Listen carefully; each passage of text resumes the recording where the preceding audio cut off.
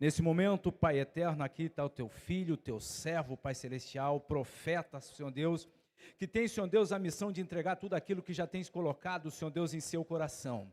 Queremos pedir, Senhor Deus, que com autoridade e intrepidez, Tu usa o Teu Filho e com liberdade entre nós. É o que nós te pedimos e em Teu nome agradecemos. Amém. Podeis tomar assento.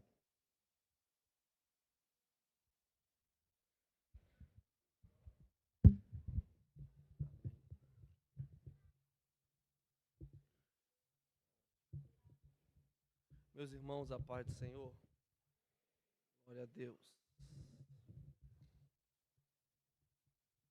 Segundo livro dos reis de Israel,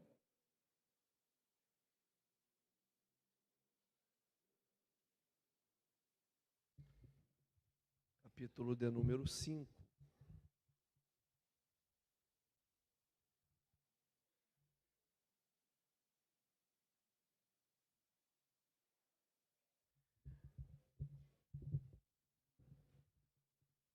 Versículos 26 e 27, logo após o capítulo 6, a partir do verso de número 1.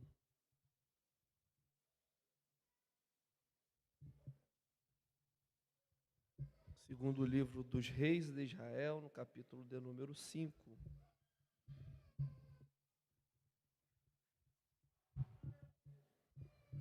Versos 26 e 27, logo após o capítulo de número 6, a partir do verso de número 1.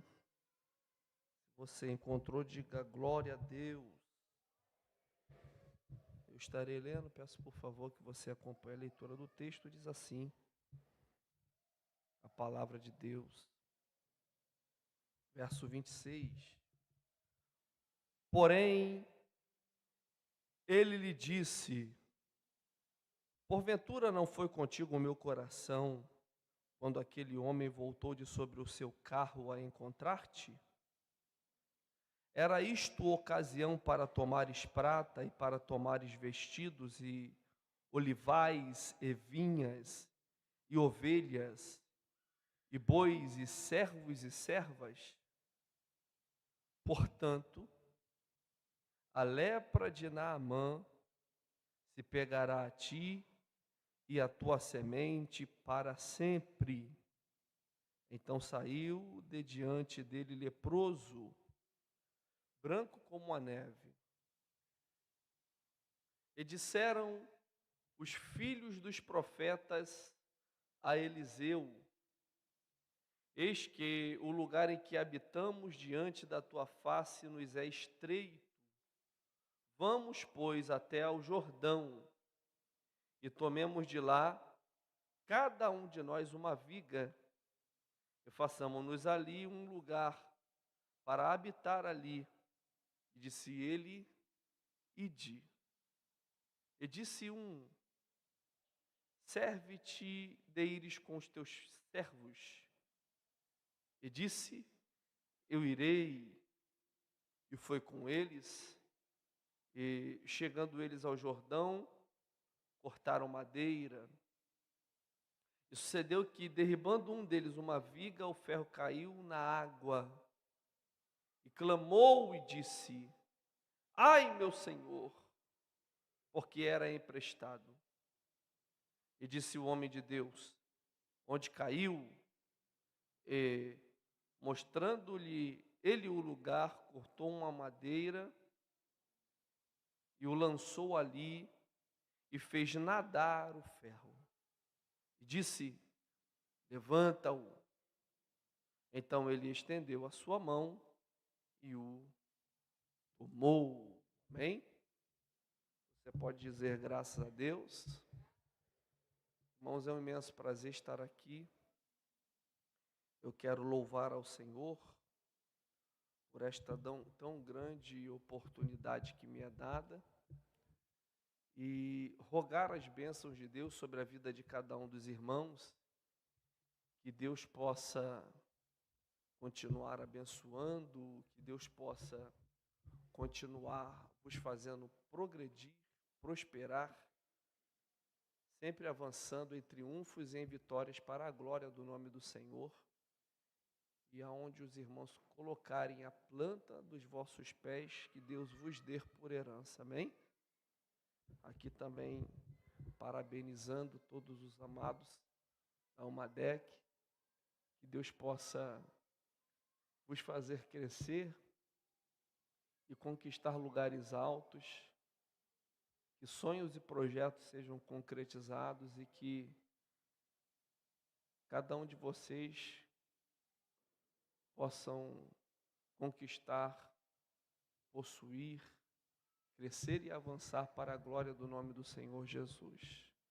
Sejam dias em que Deus marque a vida de vocês de uma maneira muito poderosa e que seja um tempo de abastecimento para conquistas, para avanço, em nome de Jesus. Deus abençoe a todos, fazendo também aqui menção e agradecendo a Deus pela vida do pastor Esdras Júnior. Muito obrigado, pastor, por nos conferir a oportunidade de estarmos aqui.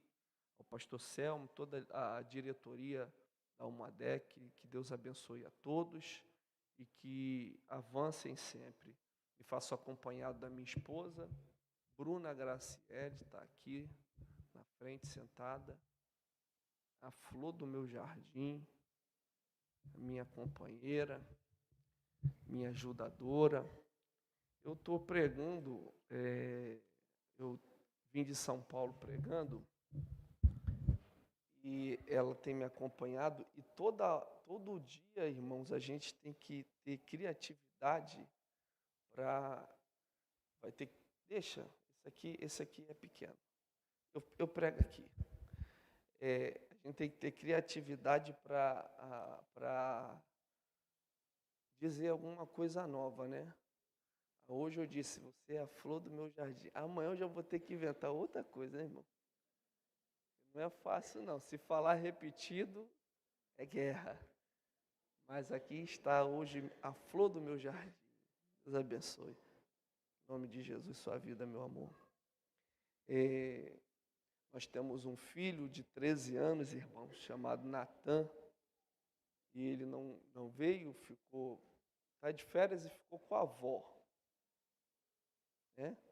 Pediu para ficar na casa da avó, porque você sabe, né? A casa da avó é benção, né? Aí liguei para minha mãe, e aí, mãe, tudo bom? E Natan, meio-dia, né? Ela disse, está dormindo. Falei, misericórdia. A da avó dorme até meio-dia, né? Bem, Deus abençoe o Natan. Eu tenho profetizado na vida do meu filho. Na ausência eu falo. Hoje sou eu, mas amanhã vai ser ele, em nome de Jesus.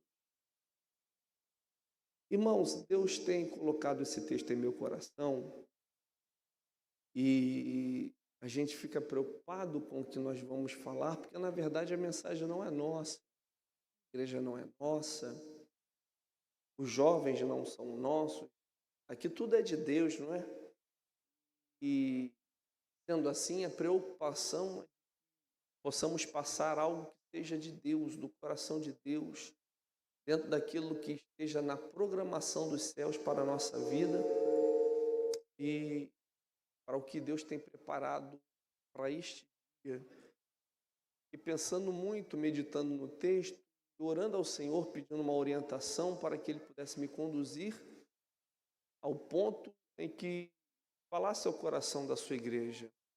Deus me trouxe à tona esse texto e eu quero caminhar de maneira paralela ao texto, que é o tema que fala sobre construção ou reconstrução, melhor dizendo, e falar aqui algo acerca de tudo que envolveu a vida, o ministério deste profeta notório, e este ponto do capítulo 6 que nós trouxemos a lume nesta noite.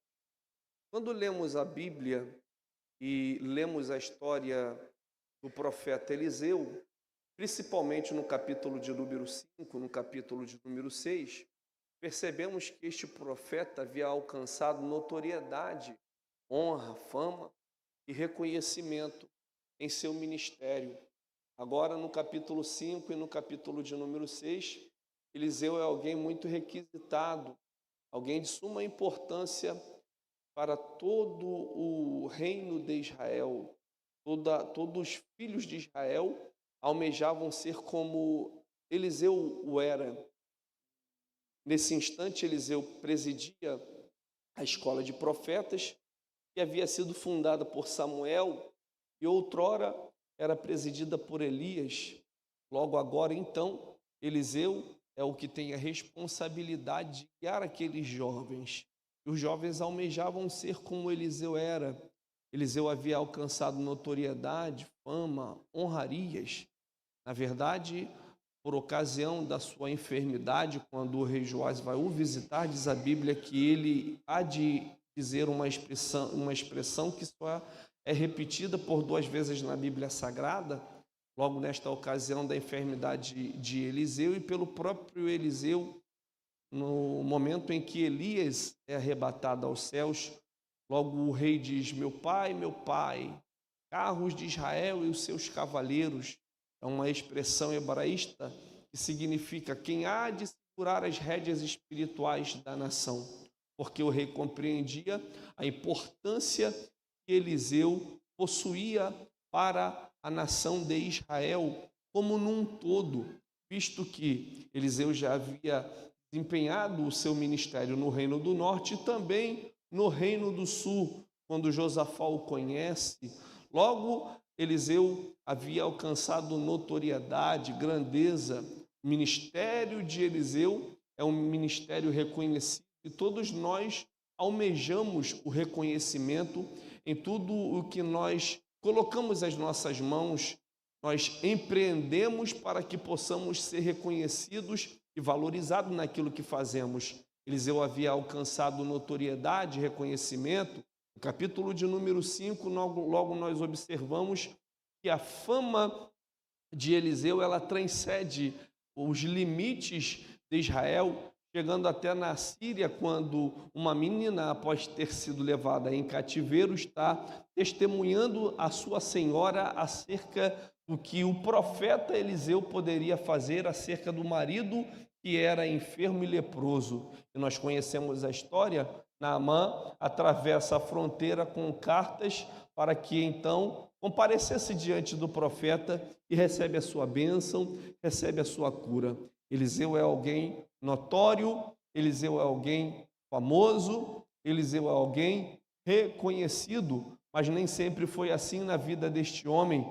Quando nós observamos a sua trajetória, tudo inicia-se no capítulo 19, no primeiro livro dos reis de Israel, quando então, após Deus ordenar a Elias que este saísse da caverna, pois ele havia ali entrado, Deus o orienta dizendo para que ele pudesse se preparar para ungir algumas pessoas. E dentre estas pessoas, Elias haveria de ungir o seu substituto, aquele que posteriormente iria o substituir, a saber, Eliseu. Logo então, a palavra nos ensina que Eliseu vai de encontro, ou que Elias, melhor dizendo, vai de encontro a Eliseu, que estava trabalhando na 12ª junta de bois, e ele lança sobre Eliseu a sua capa.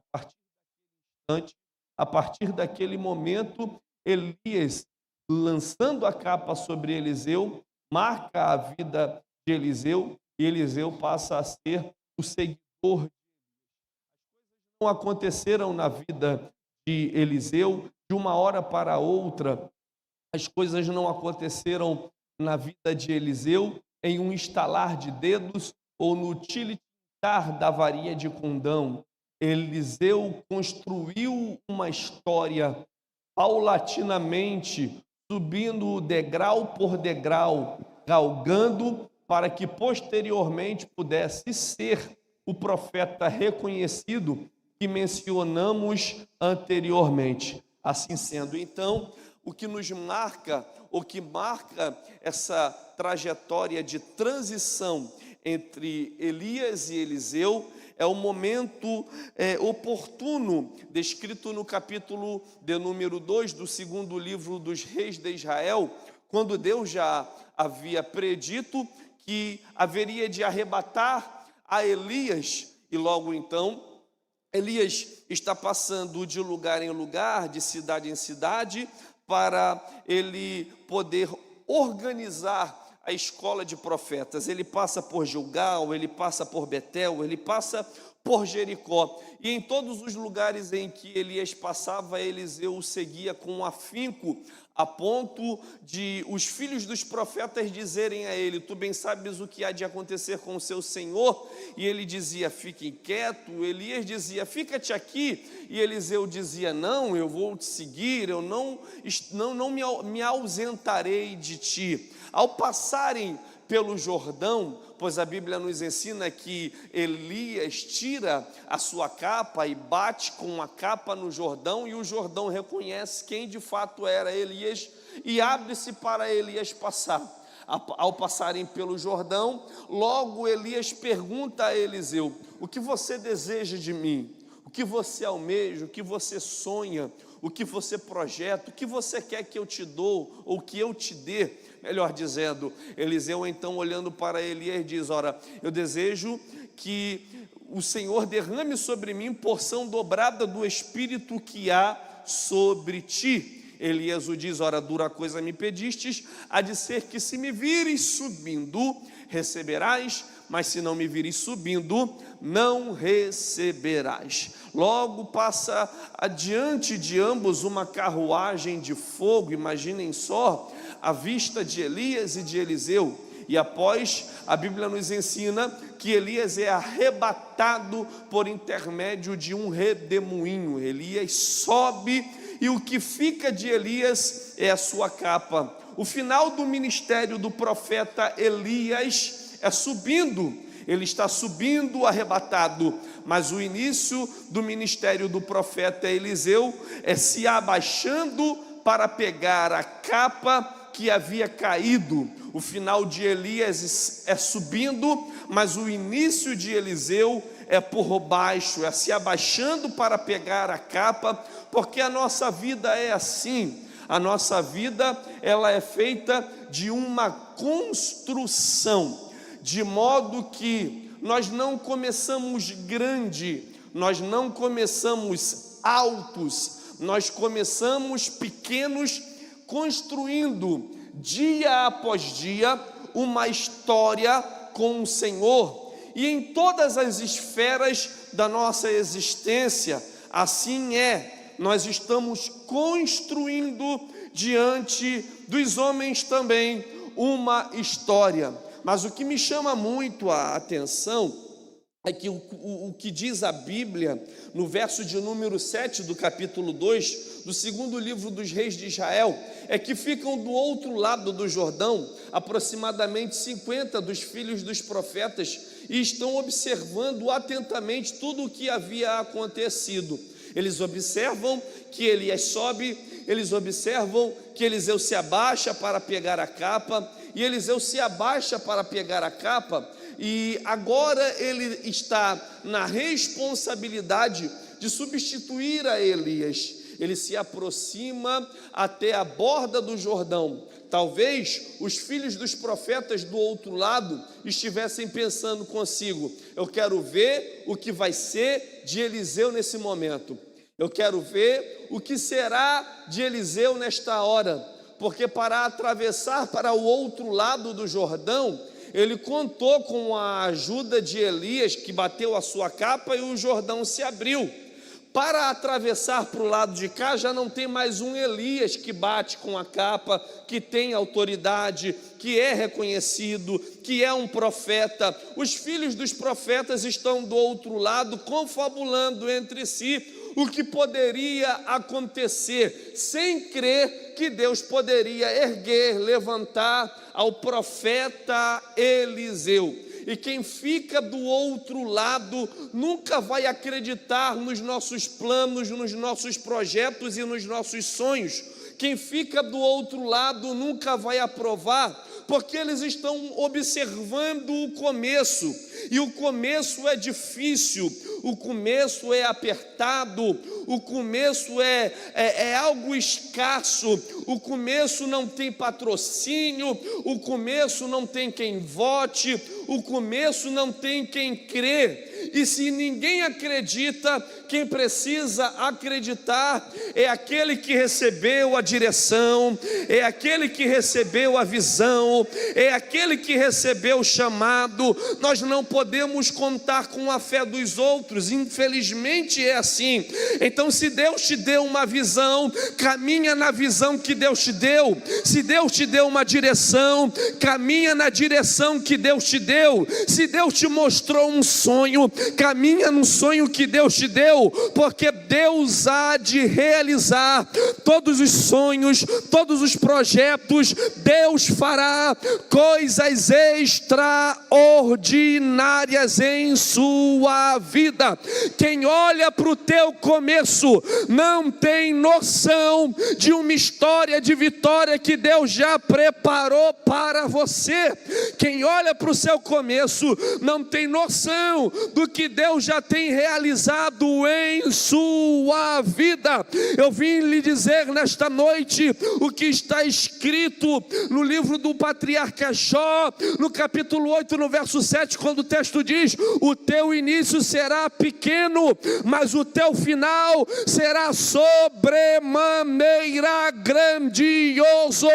Quem viver verá o milagre de Deus ser manifestado em sua vida. Eu tenho uma palavra de cunho profético nesta noite, só para quem tem fé para recebê-la, dizendo que quem te olha hoje não tem noção do que Deus já preparou para você. Eu vou profetizar dizendo: daqui em Caçapava, Deus há de levantar grandes homens, grandes mulheres, cheios da glória, cheios da graça, cheios da unção, que hão de fazer a diferença nesta cidade, neste estado e neste país. Deus há de levantar no meio destes jovens juízes, juízas, pregadores, pregadoras, advogados, advogadas, prefeitos, vereadores. Deus há de levantar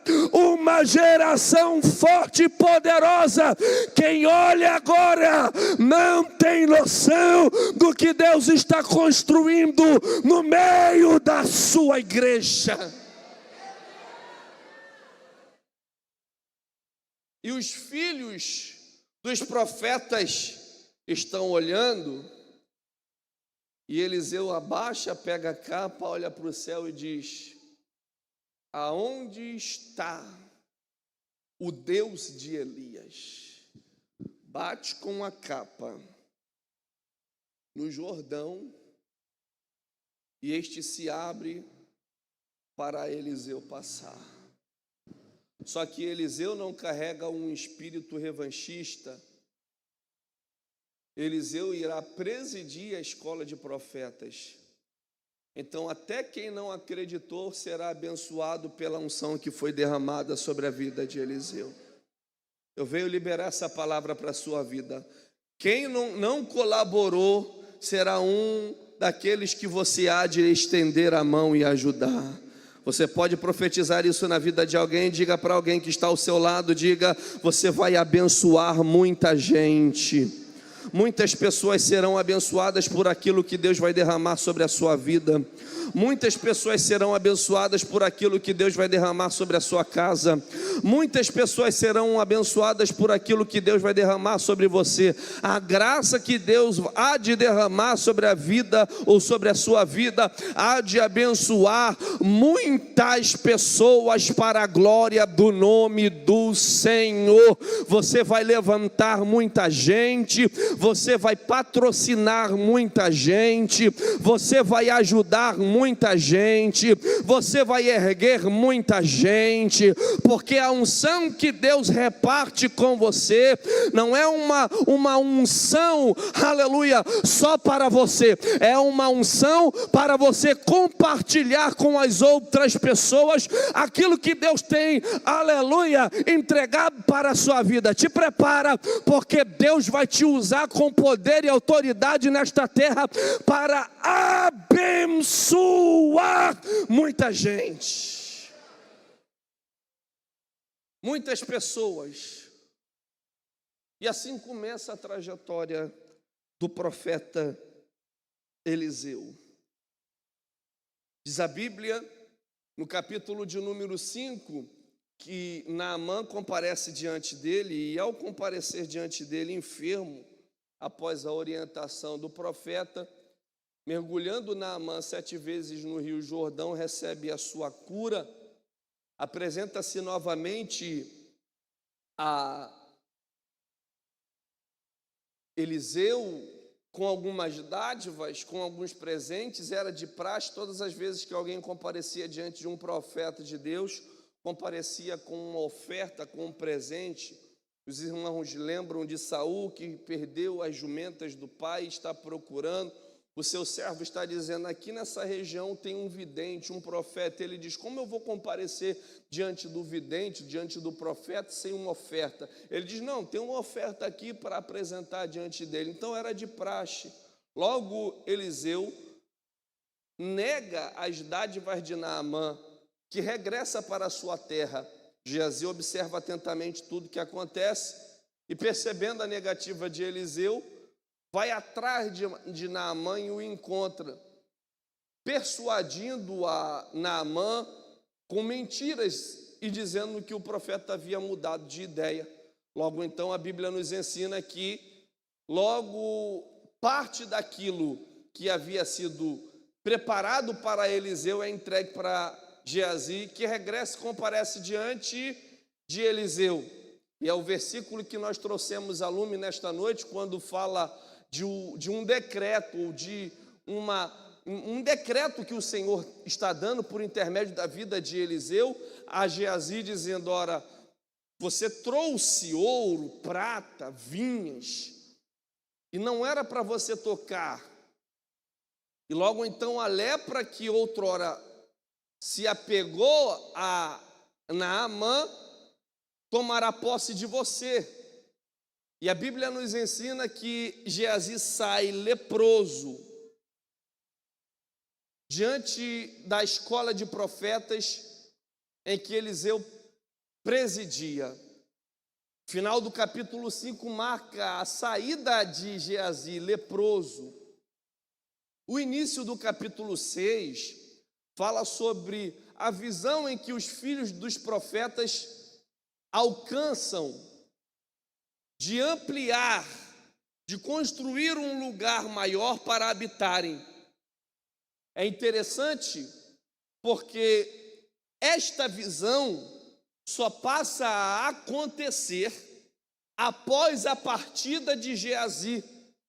Enquanto Geazi está no ambiente, o ambiente é estreito, o ambiente é pequeno, o ambiente é tacanho, o ambiente não progride, o ambiente não prospera.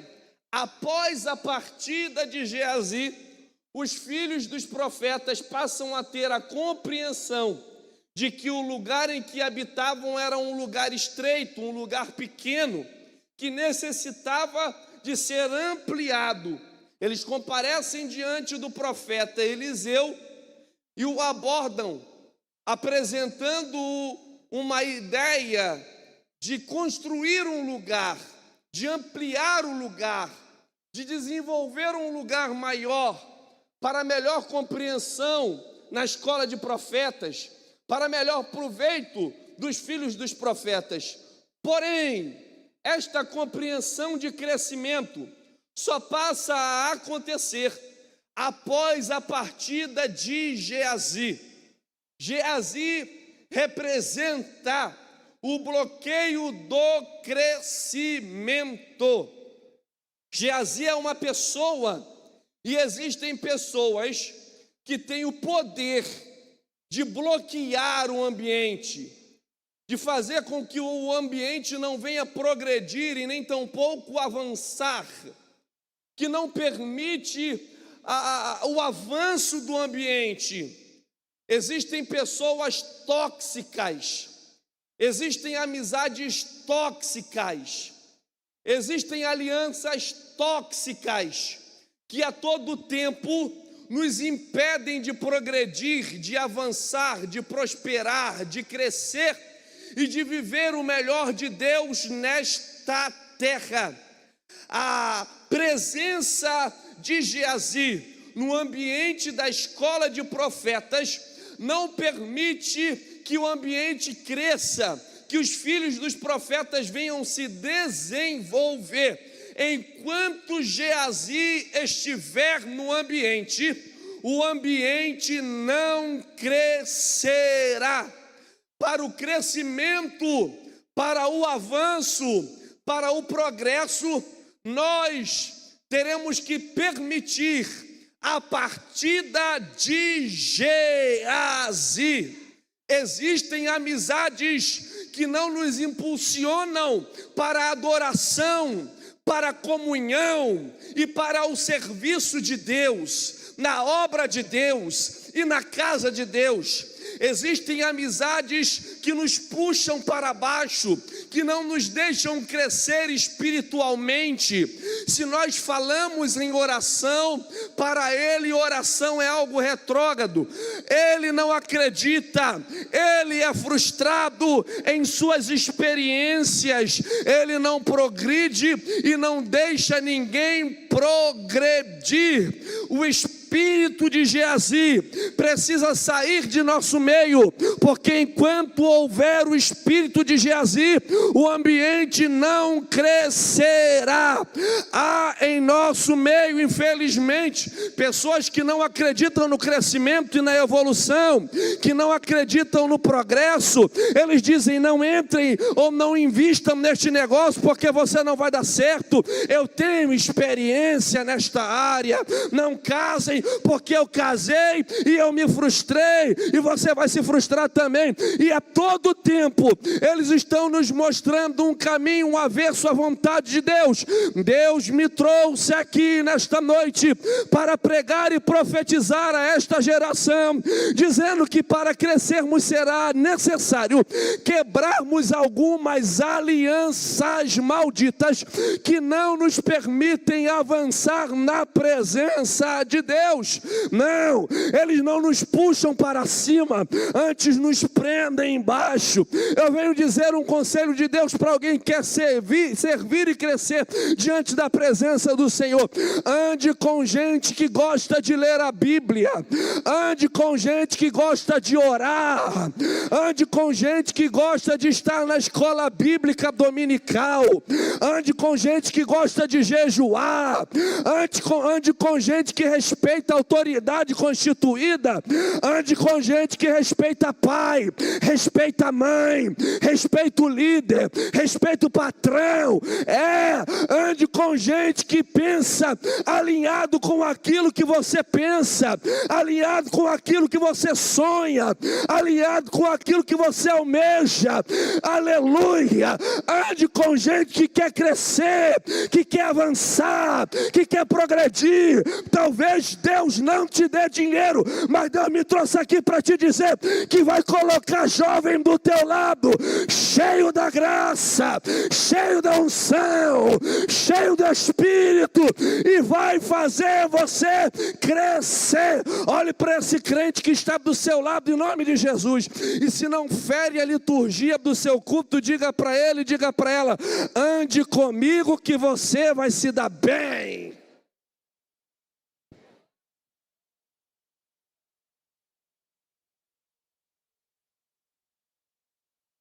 Diga para ele: anda comigo que eu gosto de orar.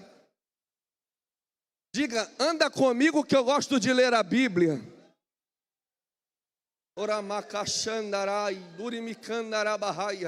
Diga, ande comigo que eu gosto de obedecer.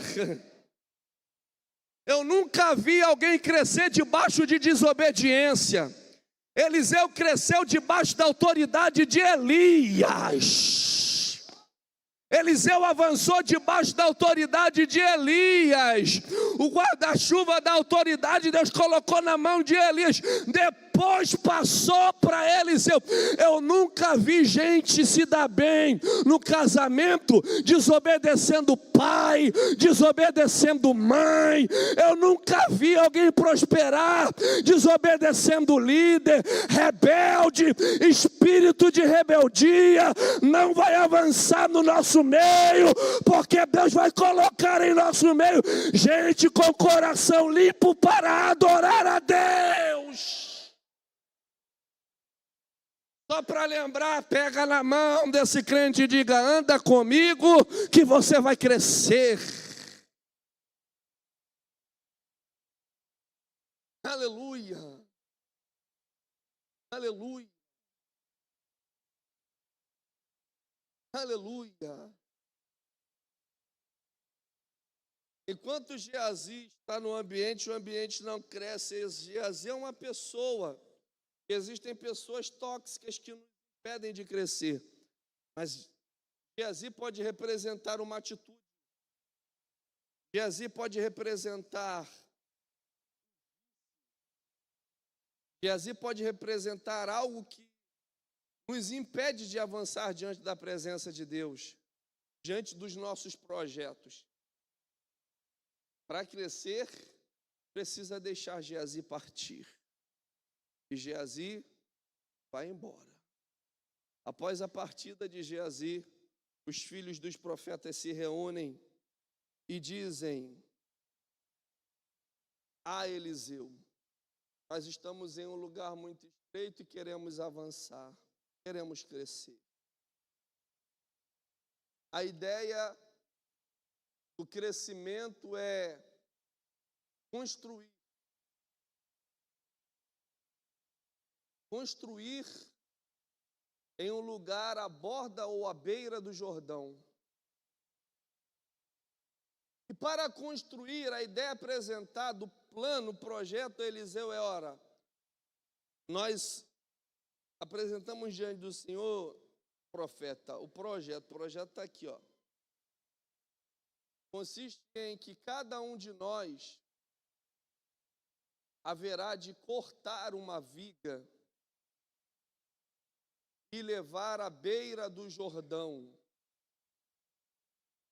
Cada um ficaria responsável por uma viga. Quantas vigas? Está fraco. Quantas vigas? Quantas vigas? Dá uma olhada para esse irmão e diga: uma viga. Uma viga. Cada um ficaria responsável por uma viga. Nesse instante, esta viga fala da responsabilidade individual que cada um de nós temos diante de Deus. Para crescermos, para construirmos,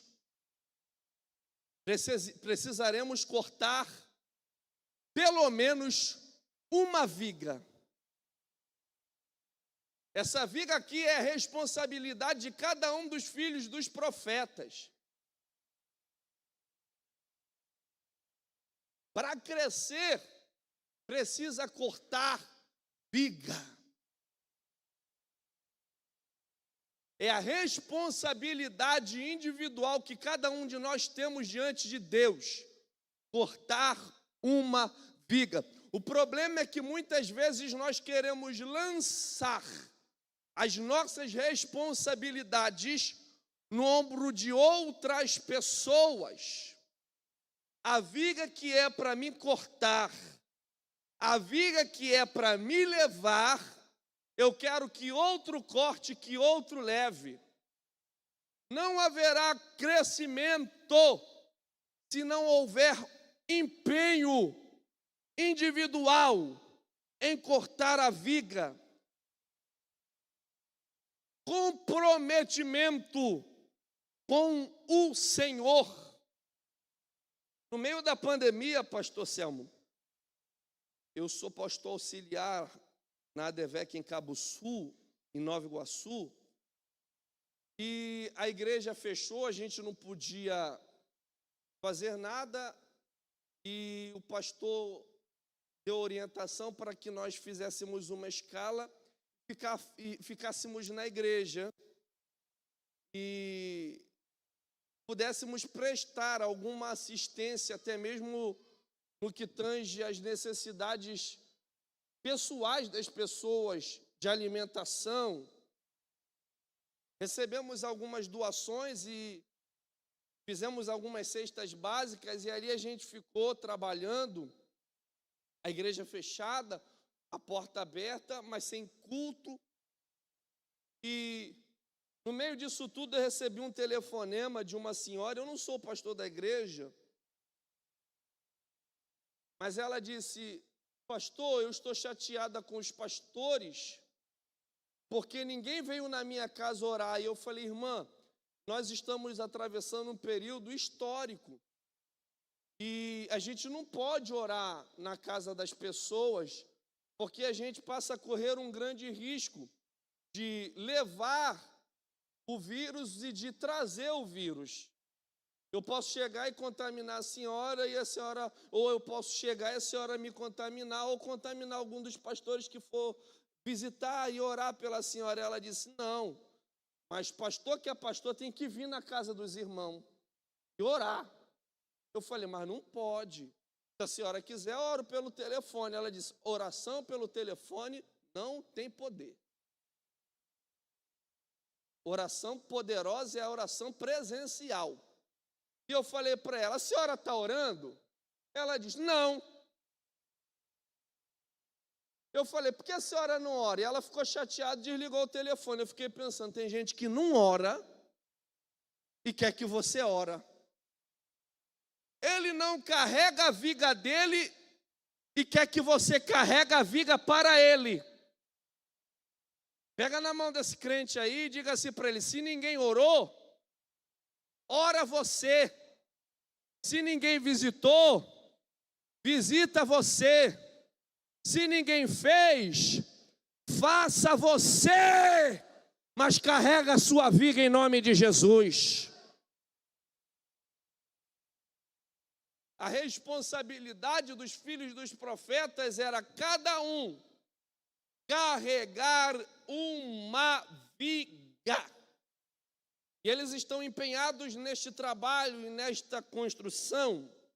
Eles estão dizendo: nós precisamos construir, e quando cada um de nós cortarmos a viga, chegaremos à borda do Jordão e iremos unir uma viga na outra viga, para assim erguermos e levantarmos um lugar.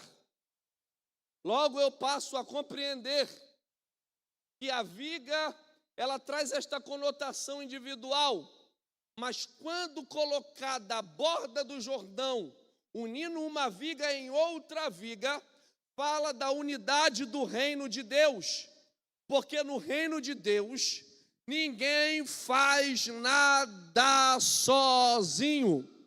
Para este congresso acontecer, houveram reuniões, contribuições, e se não fosse a união promovida pelos irmãos, não haveria congresso.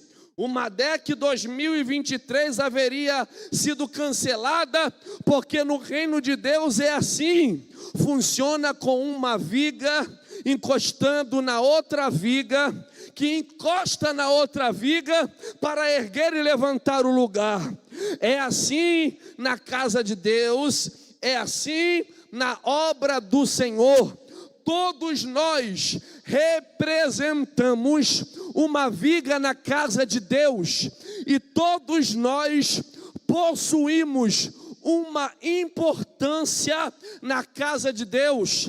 Tem a viga que fica na portaria, tem a viga que toma conta das crianças, tem a viga que toma conta dos jovens, tem a viga que toma conta dos adolescentes, tem a viga que lidera, tem a viga que faz parte da orquestra, tem a viga que ajuda os obreiros, tem a viga que pastoreia, tem a viga que canta, tem a viga que prega, mas tudo é viga na casa de Deus, tudo é viga na casa de Deus. Não tem viga mais importante do que a outra viga, porque a base da viga é Jesus Cristo de Nazaré. Ele é o dono da igreja, Ele é a viga principal, Ele é a pedra angular, e se não tiver Jesus, não adianta nada. Aqui nesta noite, todos nós somos uma viga, e é por isso que o nosso adversário luta intensamente contra a união da igreja, visto que Jesus orou em João 17 dizendo: Pai, faça com que eles sejam um, como nós somos um, porque Jesus entende o poder da união. Esse negócio de união é tão forte que em Gênesis capítulo de número 11, Deus teve que descer na terra para confundir a língua, senão eles iriam edificar um lugar alto ou uma torre alta. Deus acredita no poder da união, porque um cordão de 3 dobras, aleluia, ele não se arrebenta facilmente. É um ajudando o outro, é um cooperando com o outro, é um orando pelo outro, é um ajudando o outro, e aí então nós fazemos esta construção evoluir para a glória do nome do Senhor. Aleluia. Pega na mão desse irmão aí, desse jovem, desse adolescente, diga assim para ele: meu irmão, eu estou contigo. Estamos em oração. Estamos juntos. Vou orar por você. Vou lhe ajudar. Se você cair, eu vou te ajudar. Mas se eu cair, também estende a sua mão, porque juntos, diga juntos, nós subiremos, estaremos com Cristo eternamente. Se você acredita nisso, libere um momento de adoração ao Senhor e diga uma palavra de glorificação ao nome de Jesus, porque Deus está na união da igreja. O Salmo de número 133 diz: ó, quão bom e quão suave é que os irmãos vivam em união. É como óleo precioso que desce na cabeça, vai na barba, barba de Arão. Quando tem unção, ou quando tem união, a unção de Deus, ela desce no meio do seu povo. Aleluia. Eles estão construindo à beira do Jordão. Porém, diz a Bíblia que no meio desta empreitada, um jovem trabalhava cortando madeira.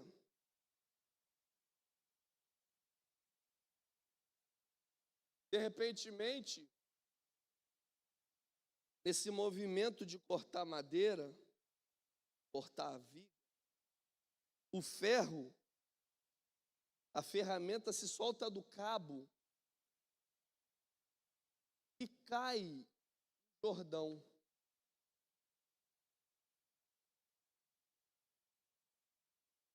Há uma apreensão neste momento, porque o machado não era dele. Esse ponto aqui é um ponto crucial, porque ele está trabalhando, ele está construindo, ele está avançando. Só que, na nossa jornada, o machado pode cair da nossa mão. E aí é que está. Esse é o X da questão. Quem somos quando o machado cai? Porque existem pessoas que se omitem só com o cabo. Mas existem outras que se assemelham a este jovem, que não têm medo e gritam. Existem pessoas que se ocultam, se escondem e mantêm uma aparência, porque de fato ocupam uma posição. O que alguém vai pensar se eu disser que o machado caiu? Vão me julgar, vão falar.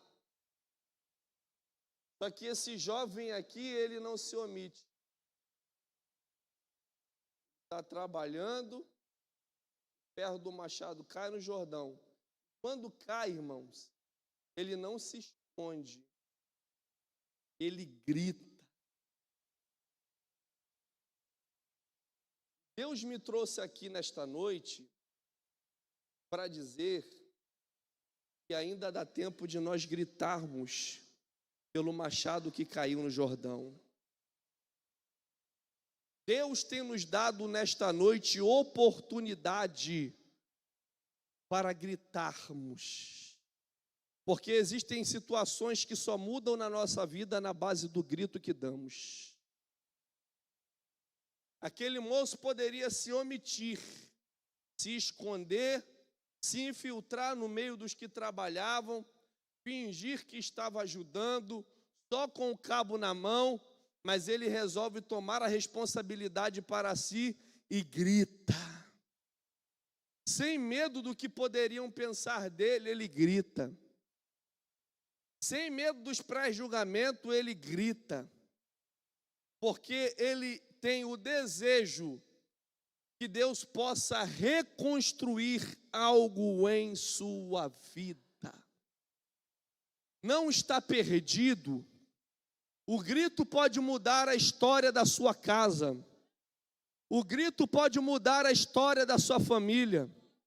O grito pode mudar a sua vida nesta noite. Deus te trouxe aqui para te dizer: ainda dá tempo de você gritar. Grita pela tua casa, grita pelo teu casamento, grita pelo teu filho, grita pela tua filha, grita pela tua vida espiritual, porque Deus está pronto a ouvir o grito que sair dos seus lábios nesta noite, porque Deus trouxe alguém aqui para dizer: eu não vou deixar você prostrado. Se gritar, eu vou te levantar. Se gritar, eu vou refazer. Se gritar, eu vou reconstruir. Deus é um grande construtor, mas quando nós fazemos a construção do Senhor desabar, Ele se apresenta para reconstruir.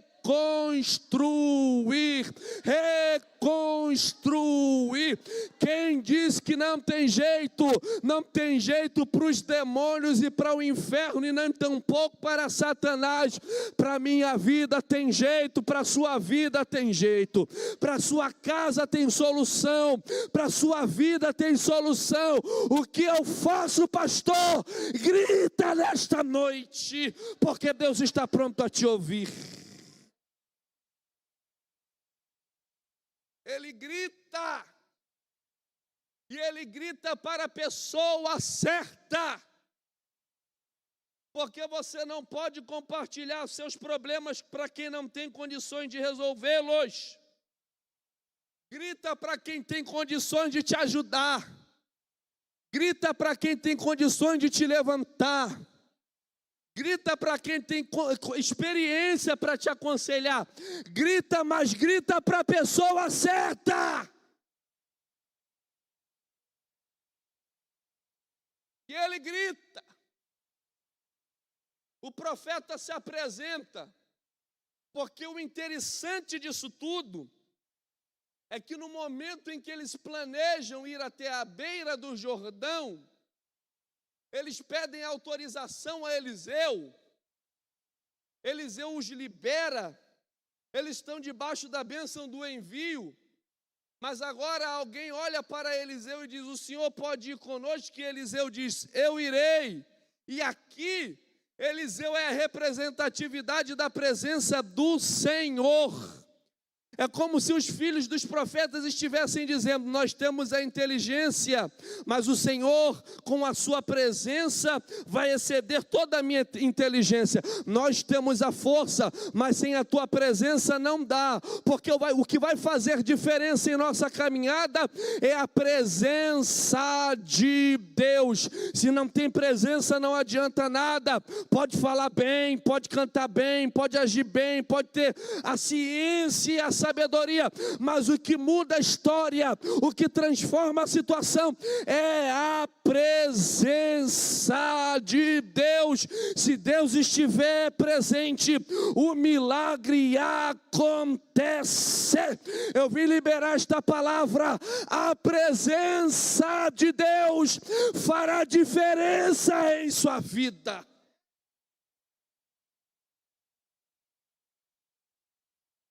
Quando ele grita, Eliseu aparece e diz: aonde é que o machado caiu? Você pode ficar de pé em nome de Jesus?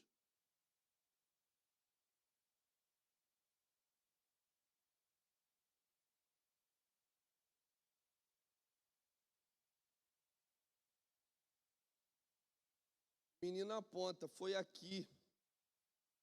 Porque todos nós bem sabemos aonde o nosso machado cai.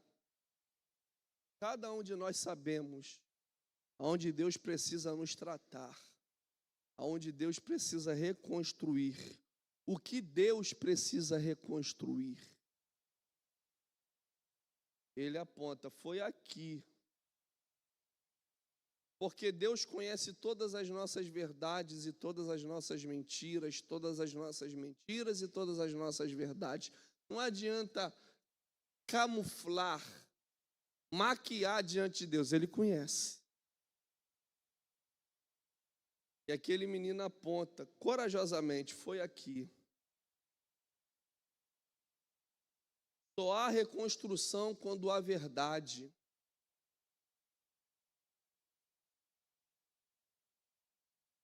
E o menino aponta e diz: olha, foi aqui que caiu o machado. Eliseu então diz: eu tenho a solução para isso aí. Vou fazer um cabo novo. Porque o ferro, ele pode significar a força, a presença de Deus.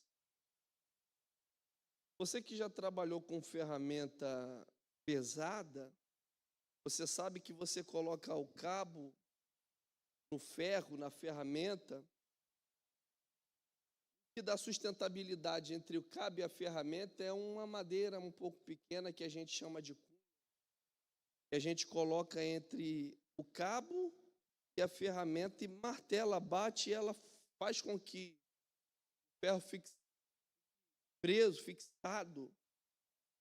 A cunha pode representar o Espírito Santo, mas a madeira fala da nossa natureza. E quando Eliseu fala: vou fazer um cabo novo, ele está falando: eu vou renovar a sua natureza, porque Deus é atraído por novidade de vida. Então Deus vai precisar tocar na estrutura de algumas pessoas que desejam a reconstrução. Vai tocar em vidas. Ele pega a madeira e vai aprumar para fazer um cabo. Vai tirar o que precisa ser tirado. Para ficar justo. E quando ele lança, o milagre acontece à vista de todos os que estavam ali. o ferro do machado vai flutuando, flutuando, flutuando, flutuando, flutuando. Ele diz para o menino: pega, coloca aí e volta a trabalhar. É tempo de reconstruir. Deus vai reconstruir famílias, ministérios, sonhos, planos, projetos. Caíram no Jordão. Alguém olha e diz: não tem mais jeito. Mas se resolver gritar, Deus vai mudar a história. Deus vai fazer diferente. Ele grita. O profeta está do lado dele. Agora, numa outra visão para a gente orar aqui. O ferro pode representar a nossa vida.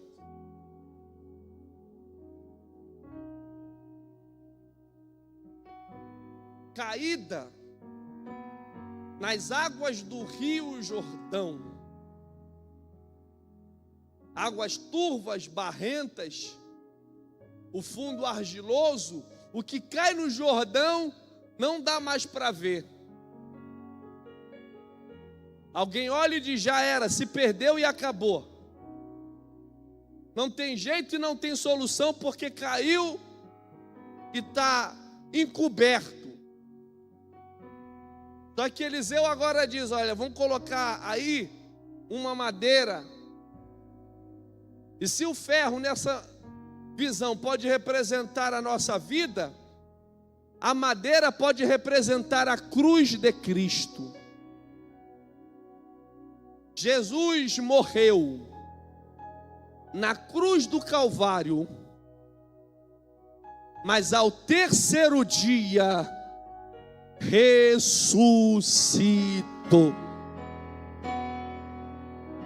E me deu condição, e te deu condição. Não há nada que caia na lama, no fundo argiloso do Jordão, que não possa ser atraído pela cruz de Cristo. E Ele tem poder para resgatar o mais vil pecador. E se eu desse o microfone na mão de algum dos irmãos para testemunharem acerca da sua conversão, só você pode dizer da onde Deus te tirou, da onde Deus te arrancou e aonde Deus te colocou para a glória do nome dEle. Nós não estamos aqui por meritocracia. Estamos aqui porque a graça de Deus nos envolveu. Deus nos amou primeiro, em nossos pecados, em nossos delitos, em nossos erros. Ele nos amou, aleluia. E a graça de Deus se manifestou.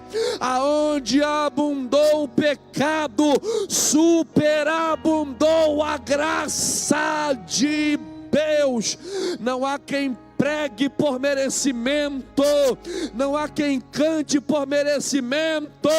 Nós estamos aqui debaixo da graça de Deus.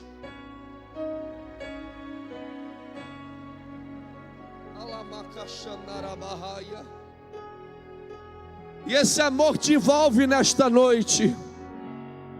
Essa graça te resgata nesta noite. Feche seus olhos em nome de Jesus. Coloque a mão em seu coração. Aleluia. Só você e Deus sabem como a sua vida se encontra.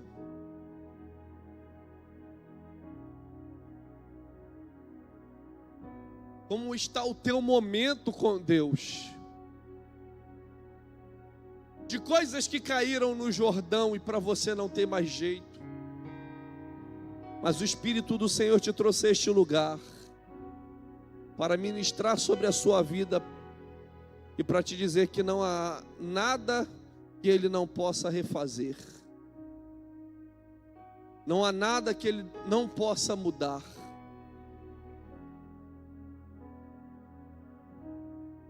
Eu prego para pessoas que encontram-se aqui nesta noite. Talvez você esteja afastado dos caminhos do Senhor. Por algum tempo você andou com Deus, serviu a Deus, amou a Deus. Mas no meio do seu trabalho, as coisas foram se tornando tão normais, culminou na queda do machado no Jordão. Alguém olha para a sua vida e diz que não tem mais jeito e não tem mais solução. Mas Jesus te trouxe aqui nesta noite para te dizer que Ele pode reconstruir e mudar a história da sua vida. Eu prego para pessoas que talvez ainda não tenham entregado a vida a Cristo. Você está aqui nesta noite, talvez já esteja até frequentando alguma igreja, mas o Espírito do Senhor te chama para uma nova vida, te chama para uma mudança. Eu vim lá do estado do Rio de Janeiro para dizer para você que Jesus tem uma obra na sua vida, que Deus quer você do lado dele, que Deus não vai te perder para o mundo, que Deus vai fazer em sua vida algo novo. Eu quero orar por você nesta noite. Quero orar pela sua casa, quero orar pela sua família. Eu quero orar especificamente por estas pessoas que estão afastadas e que ainda não entregaram a vida a Cristo.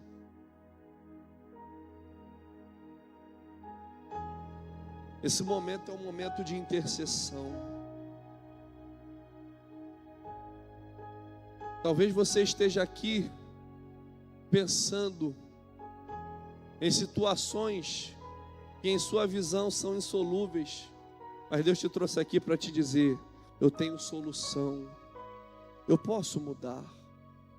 A questão é posicionamento, e você precisa se posicionar diante de Deus. Eu queria orar por você nesta noite.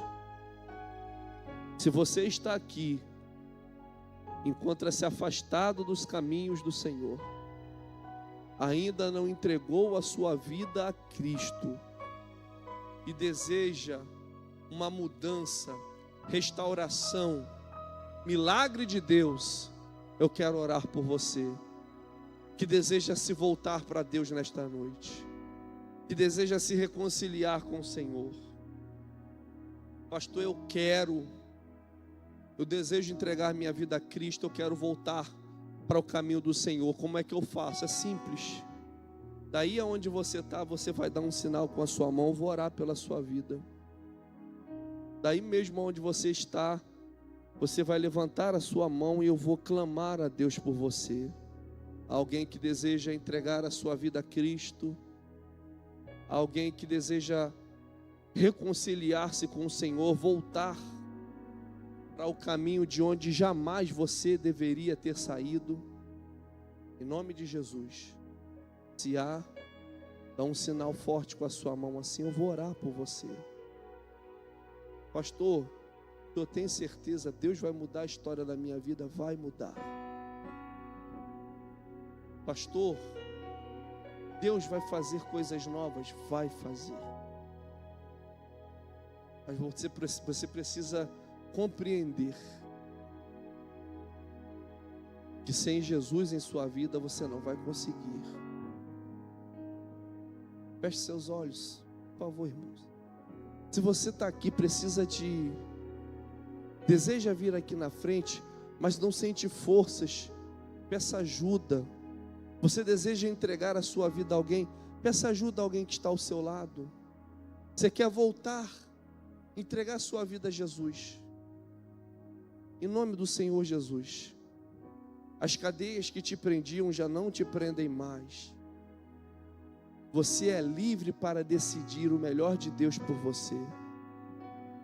E o melhor de Deus para a sua vida se chama Jesus Cristo. Há alguém que deseja entregar a sua vida a Cristo? Há alguém que deseja entregar a sua vida ou voltar para o caminho do Senhor? Eu desejo orar por você. Dê um sinal assim, ó. Eu vou orar pela sua casa, eu vou orar pela sua família. Há alguém? Põe a mão em seu coração, feche seus olhos.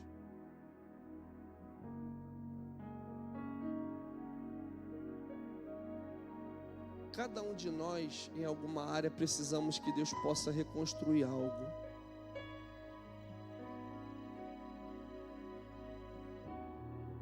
E é individual, irmãos. Eu poderia chamar você aqui na frente, mas eu creio, daí onde você está, Deus pode agir de uma maneira extraordinária. Você precisa que Deus reconstrua. Faça como aquele moço. É o seu momento de gritar para Deus. Eu não sei, né, se é para sua casa, para um filho, para o seu casamento, para um sonho, para algo que nesse momento você vê muito distante de você. Você precisa orar a Deus. Você precisa clamar ao Senhor. Feche seus olhos, com a mão no seu coração. Apresente a Deus, grite, fale com o Senhor nesse instante. Aponte para Deus o lugar que você precisa que o ferro volte, que o ferro flutue, aonde o ferro caiu. Diga para o Senhor nesta hora que Deus há de fazer um milagre. Senhor, em nome do Teu Filho Jesus Cristo, nós oramos a Ti nesta noite. Estamos em festa, ó Pai, e o Teu povo glorifica a Ti. Tua igreja Te exalta, Senhor, e ora a Ti nesta noite. Ó Pai, em nome do Teu Filho Jesus Cristo, faça a Tua vontade prevalecer. Tu és um Deus que pode fazer além do que nós pedimos ou pensamos. Opera o milagre, muda histórias, transforme situações. Na autoridade que me é conferida como ministro do Teu Evangelho, eu prego a Tua palavra e oro sobre o Teu povo nesta noite, que haja reconciliação entre pais e filhos, que haja mudança em lares, que Tu venhas fazer aquilo que somente o Senhor pode realizar. Entra em situações, Senhor, que para muitos não tem jeito, mas para o Senhor tem. Abençoa Teu povo, abençoa a Tua igreja, em o nome do Teu Filho Jesus Cristo. Eu oro a Ti, em nome de Jesus. Se você pode, por alguns segundos, erga a sua mão direita, erga a esquerda também, e tribute a Deus honra, glória, louvor e adoração, porque Deus está prestes a receber o teu louvor, em nome de Jesus.